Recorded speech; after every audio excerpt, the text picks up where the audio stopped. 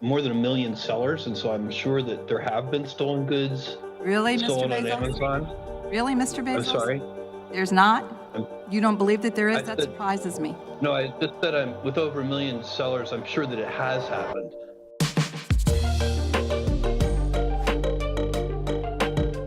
I will tell you, a former Amazon employee in third-party sales and recruitment told this committee, quote, "There's a rule, but there's nobody enforcing or spot checking. They just say, don't help yourself to the data. It's a candy shop. Everyone can have access to anything they want." Do category managers have access to non-public data about third-party products and businesses? Here's what I can tell you. We do have certain safeguards in place. We train people on the policy. We expect people to follow that policy the same way we would any other. It's a voluntary policy. As far as I'm aware, no other retailer limits their use of data at all. There's no actual enforcement. There's no actual enforcement of that policy. So it's voluntary and there's no actual enforcement. So maybe that answers my... Sorry.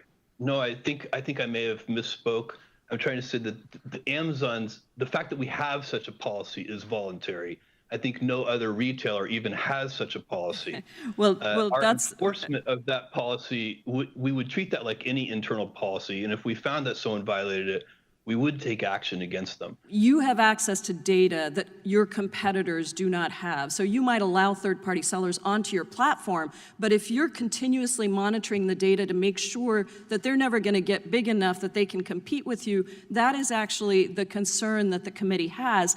And, you know, I think your company started in my district. I want to thank you for that. I want to thank you for the work that you've done and say that the whole goal of this committee's work is to make sure that there are more Amazons, that there are more Apples, that there are more companies that get to innovate and small businesses get to thrive. And that is what we're trying to get at. That is why we need to regulate these marketplaces so that no company has a platform so dominant that it is essentially a monopoly. Thank you, Mr. Chairman. We heard from a small apparel company that makes and sells what they call useful apparel for people who work on their feet and with their hands, like construction workers and firefighters.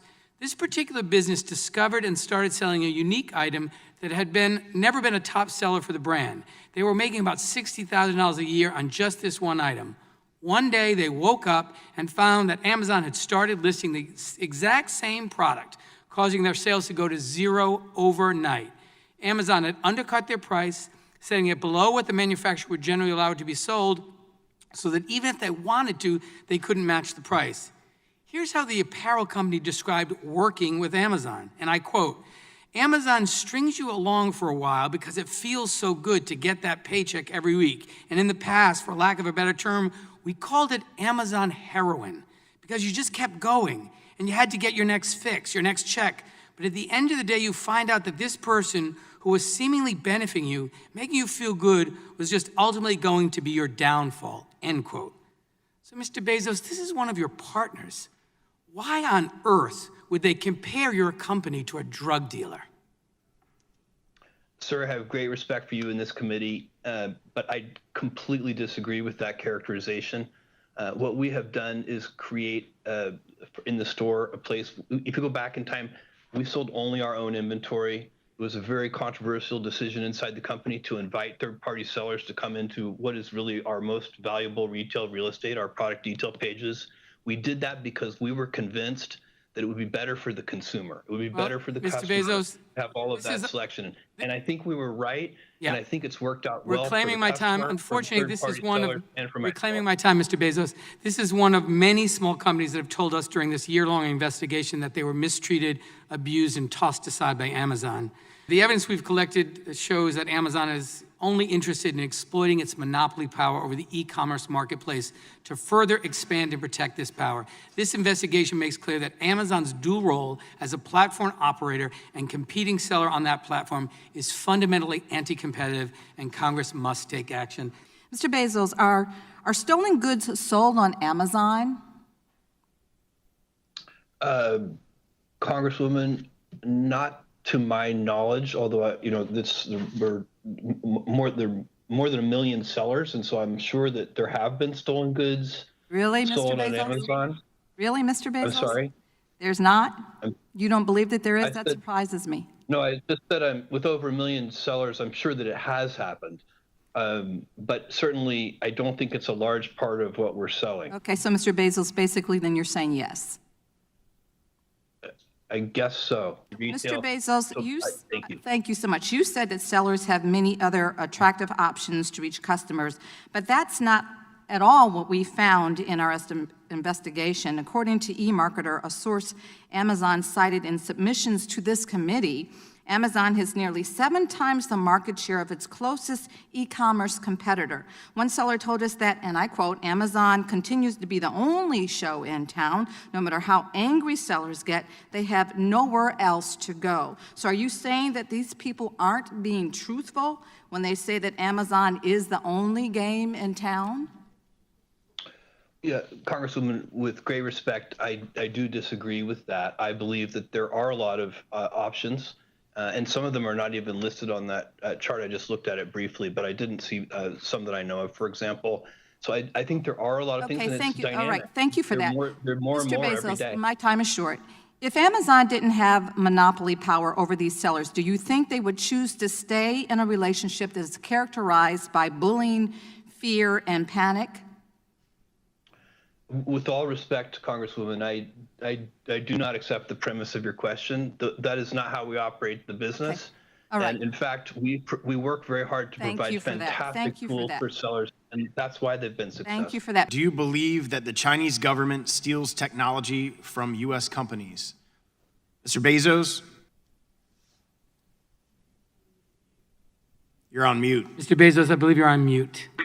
I'm sorry. I have heard many reports of that, and I haven't seen it personally, but I've heard many reports of it. So of all the different products that Amazon carries, you haven't seen that in any of the companies that sell products on Amazon or your company yourself? Oh, well, certainly there are knockoff products, if that's what you mean, and there are counterfeit products and all of that. But the Chinese, if the answer is the Chinese government stealing technology, that's the thing I've read reports of, but don't have personal experience with.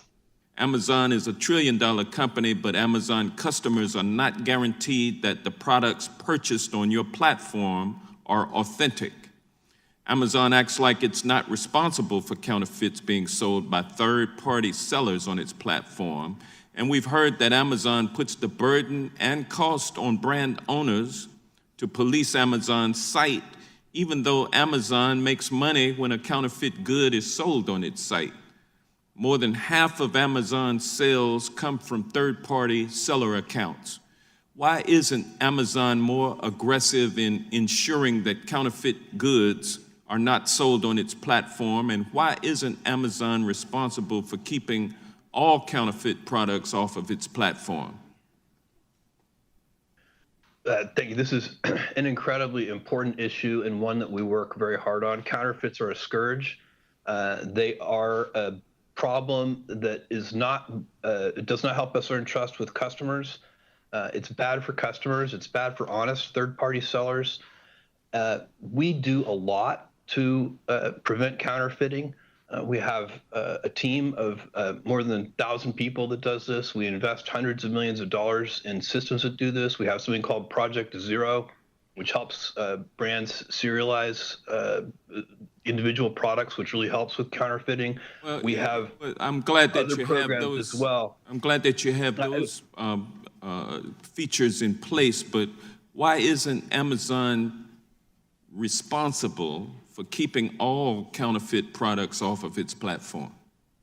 We certainly work to do so, Congressman, and we do so not just for our own retail products, but for third-party products as well. So, Mr. Bezos, does Amazon use confidential information that companies share via AWS to build competing services?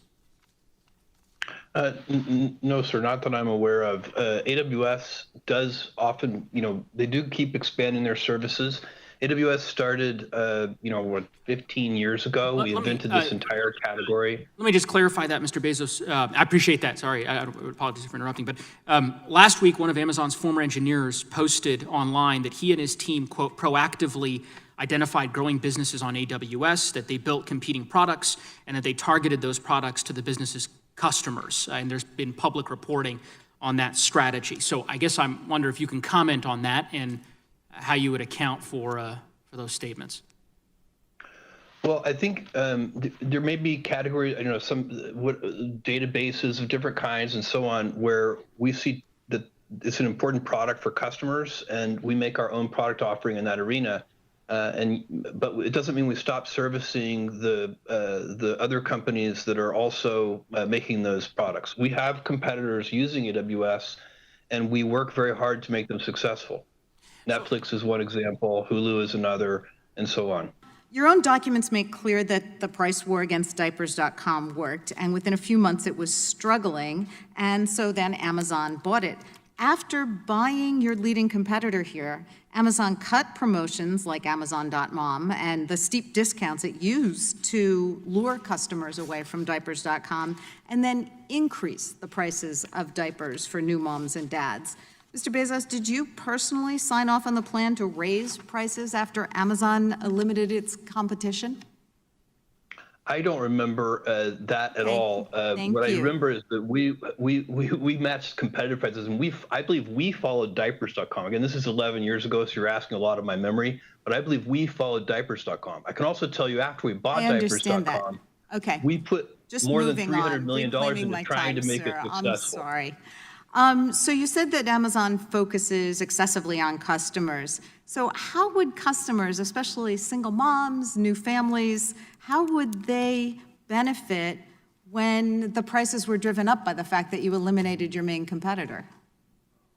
Well, I don't agree, with great respect, I don't agree with that premise. At the same time, you should recognize in context, diapers is a very large product category sold in many, many places, not just at Amazon. But this was the online diaper market. Now, we do have evidence that these predatory, and I'm Kroger sorry, and Mr. Bezos, I need to push on here. Of course, the evidence we've collected suggests that the predatory practices weren't unique here. In 2013, it was reported that you instructed Amazon employees to approach discussions with certain business partners, and I quote, the way a cheetah would pursue a sickly gazelle. Is the Gazelle Project still in place, and does Amazon pursue similar predatory campaigns in other parts of its business? I cannot comment on that because I don't remember it. What I can tell you is that we are very, very focused on the customer, as you started. Okay. And of course, that does include bargaining very hard with vendors and suppliers to get the lowest prices so that we can offer those to customers. I'm sorry, Mr. Bezos, well, I'm almost out of time. I'm concerned too, because especially with the current pandemic, one of the biggest needs I'm seeing at the food drives and the giveaways that we're having to run in my district is that families don't have diapers, and we have to collect them to give them out. So it certainly is something that has a really hard impact on families, and I'm really concerned that pricing might have been driven up here by this tactic, and I yield back.